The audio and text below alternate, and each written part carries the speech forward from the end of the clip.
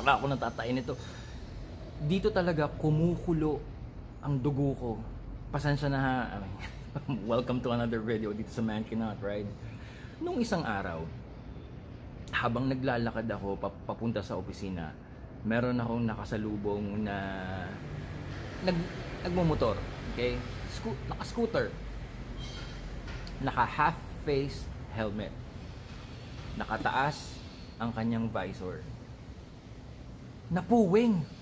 Kita ko pumikit gumanon siya. Napuwing. At tapos malapit na siya dun sa stoplight. Gumewang-gewang siya kasi pag ganun niya sa mukha niya, gusto niyang tanggalin yung puwing sa mata niya. Nagpagewang-gewang siya.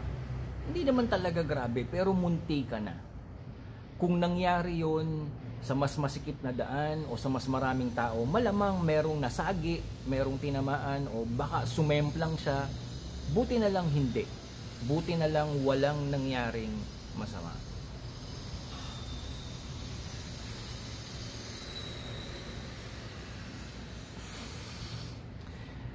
Batang kalye din ako batang lansangan din ako. Lumaki ako na palaboy sa kalsada. So, alam mo yun, bilang tambay din naman dati, naging instinct ko na biruin siya kasi nasa tapat ko Sabi ko, "Oh, pre, munti ka na doon ah."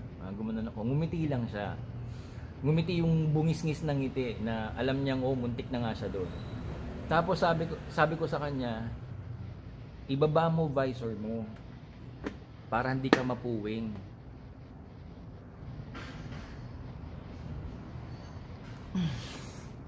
Dito kumukulo ang dugo ko sa ganitong. Ang sagot niya,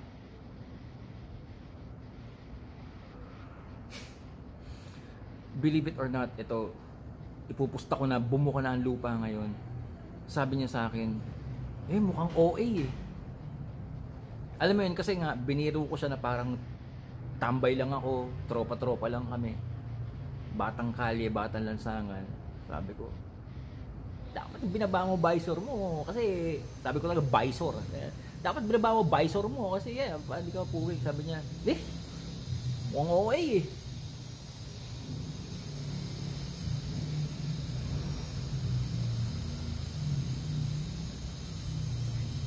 Ito yung sinasabi ko na isa sa mga ugat ng kakamutehan is yung mind. Nakagat ko dila ako. Naalala ako ng kamote. Okay, anyway.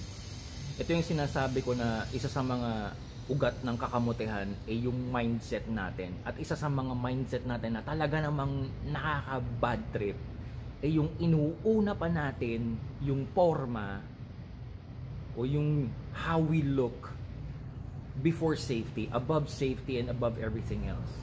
Yun yung sagot niya, 'di ba? Sabi ko, ibaba yung visor niya para hindi siya mapuwing. Ang sagot niya, mukhang OA overacting. Himayin natin, bakit ba na-imbento ang visor? Napakasimple naman, diba? Obvious na obvious. Kitang-kita naman natin. It's to protect the eyes from debris. Remember, yung incident na yon, papunta na siya sa stoplight, takbo niya siguro mga 15 o baka nga mas mababa pa sa 15. Napuwing siya, nawalan siya ng, naggulat siya kasi napuwing na malaki siguro yung puwing niya At dahil sa pagkagulat niya, nawalan siya ng composure sa riding niya. Kahit na sabihin nating maliit na scooter lang yung dala niya, siguro ano lang yun, ano bang scooter yun? Yung mga sinauna siguro mga 110 yun. Hindi ko na makita yung kasi modified yung color Very slow speed in a crowded environment, napuwing ka, nawalan ka ng composure sa riding, nawalan ka ng control, munti ka ng sumemplang. It can be worse, di ba? Pwedeng tumatakbo ka ng mas mabilis, nawalan ka ng control, sumemplang ka, tumama ka sa iba, or may nasagi kang iba, pedestrian, yung traffic enforcer, halimbawa, yung naka-parking, yung naghihintay ng sasakyan, yung nakapila sa bangketa, yung tindera, yung naglalako ng sampagita. Anything can happen on the road because public roads are unpredictable. Kaya nga we need the highest amount of safety na we need to make sure that we are always in control of our vehicle and we are always stable. Kahit pa paano, we can minimize yung mga unforeseen, yung mga biglaan, yung mga hindi natin inaasahan. But as simple as that, as simple as napuwing ako, 15 ang takbo ko, maliit na scooter, sa isang maliit na eskinita, di ba? Karamihan dyan magsasabi, wala namang nangyayari, wala naman yan. Konti lang yan eh, sagi lang yan eh, di ba? Gas-gas lang yan eh. Regardless, it's a safety issue. Yun ay dahil sa mindset nung rider na pag nakababa daw yung visor ng kanyang half-face helmet, mukha daw OA. Overacting. Ano yung overacting? Maraming ganyan eh, lalong-lalo na sa mga big bike riders. Maraming ang OA-an o ang sabi nila parang sobra naman yan, overkill. Marami ang nagsasabi na naku, mukhang Power Rangers, Bioman, mukhang sa pagsusuot ng full gear, sa pagsusuot ng gloves, sa pagsusuot ng boots. Diyan lang naman eh, malapit lang naman eh, mabagal lang naman ako eh. Weh, mabagal. Iikot lang naman ako, madali lang naman. Safe naman ako, mag-iingat naman ako. Yan yung mga excuses natin. Hindi nagsusuot ng proper riding gear, ang helmet hindi naka-strap, hindi nakababa ang visor, hindi naka-gloves, hindi naka-boots, hindi naka-proper riding gear. Just because OA naman yan. Panira ng forma. Ang init eh. Ang hirap isuot eh. Ang banas eh. There are so many excuses dahil sa mindset natin ng pinaprioritize natin yung looks over safety. Yung mga excuses na yun, yun ang ugat ng kakamutihan. Kasi ang kakamutihan, it's a problem of mindset. Kakamutihan is a mental health illness. Kasi it's a problem of mindset. Nasa pag-iisip ng ano yan, ng rider yan. Katulad nung napakasimpleng scenario, napakasimpleng example. 15 kilometers per hour, nakataas ang visor, napuwing ka, nawalan ka ng control, muntikan ka ng maaksidente, muntikan ka ng makadamay ng iba. Kahit sagi man lang yan. Paano kung ang masagi mo matanda? Paano kung ang masagi mo isang disabled person? Paano kung ang masagi mo bata, estudyante? Paano kung ang masagi mo ay someone na merong underlying condition or underlying sakit? Paano kung ang masagi mo ay isang sasakyan tapos yung sasakyan na yon umiwas sa'yo tapos nakatama ng ibang sasakyan, naging chain reaction na? Just because iniisip mo na OA na nakababa ang visor. So mga kapatid, ayan, pag nagkita-kita tayo sa daan, pakibaba po ang inyong visor kasi baka madamay ako sa inyong kakamutihan, and bigyan na lang ko kayo ng sticker. Ayan, mamimigay na lang ako ng sticker. Alright. So, full face helmet, visor down. This is the best safety we can do with our helmets.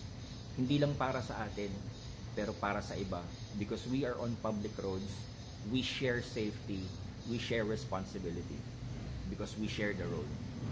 Okay? Huwag kayong dupang. Okay? Hindi lang kayo ang bida sa daan. At hindi sa inyo ang daan.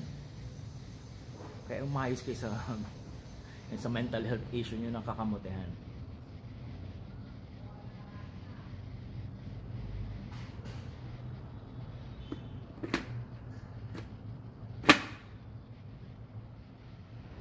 This is my Spyder Recon 2 helmet, size medium, kasi yun ang swak na swak sa ulo ko na 55 cm. Okay?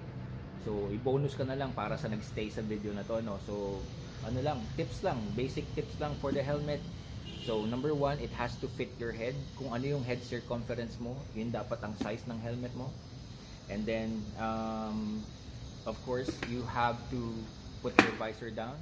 marami nagrereklamo sa visor down kasi daw naghahamog. You can put a pin lock, or kahit ito, hindi pala to, meron akong second visor, meron siyang nakalagay na yung mumurahin na anti-fog film na nabili ko lang online, less than 200 pesos. Napakamura naman siguro nun. Nakakapag-inom nga kayo ng Red Horse ng bote-bote pero hindi kayo makabili ng anti-fog film. Hindi ko naman mapaniwalaan yun.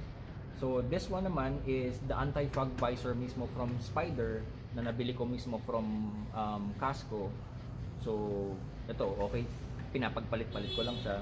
So put the visor down, may anti-fog para hindi naghahamog. Sabi ng ibang mabanas daw, mainit. Well, you have your vents, multiple vents para mapalamig kayo. And then okay lang yan when you are on a traffic stop, then raise your visor para may hangin kayo. Or if your helmet has a notch, ito kasi wala yung Spider 2. Meron siyang notch na ganyan, you can keep it slightly open. Ayan. Pero in my experience, I don't like this kasi yung hangin na pumapasok dito, mas lalong bumibilis yung velocity kasi mas maliit yung entrance. Mas nakakapuwing siya actually kasi pag riding ka na tapos ganito kaliit yung parang sumisipol yung hangin paakyat sa mata. Alright, so I don't recommend that. But anyway, if it's just the traffic stop, you can use it half open, slightly open para to let air in. Now, para sa ulan, nag-uulan-ulan tayo, you can get the anti-rain film. Ito naman is nasa siguro ganun din mga 200, yung mga peke, yung mga but they work. Nasubukan ko na. Mag-ingat lang kayo kasi minsan meron mga hindi talaga gumagana. Something that you put on here, okay, outside, and it will prevent the water from kasi wala naman tayong wiper, di ba? Ayan. And then other things for the helmet, wag kayong bumili ng dot 3 brake fluid. Yung dot certification, DOT certification, dapat ECE 2205, dapat 2206 na nga dahil updated na, pero 2205 is good. ECE man lang sana, ECE man lang. Okay? Wag yung DOT lang. Okay? And then of course,